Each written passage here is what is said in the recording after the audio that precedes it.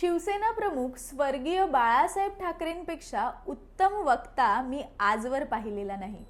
बाळासाहेब व्यासपीठावर येत आग ओकणाऱ्या डोळ्यांनी संपूर्ण सभागृहाकडे पाहत आणि आपल्या कणखर कराऱ्या आवाजात प्रत्येकाच्या हृदयाचा ठाव घेईल अशी जमलेल्या माझ्या तमाम हिंदू बांधवांनो, भगिनींनो आणि मातांनो, अशी साद घालत, ही साद इतकी प्रामाणिक असे की समोर बसलेला श्रोता असो वा दूरदर्शन किंवा रेडिओवर भाषण ऐकणारा श्रोता असो, तो आपलं संपूर्ण लक्ष बाळासाहेबांच्या आवाजाकडे देत। बाळासाहेब कधीच वायफळ व खोटं बोलत नसत। स्वतःच्या स्वार्थासाठी समाजाची दिशाभूल करणं हे त्यांना कधीच जमलं नाही।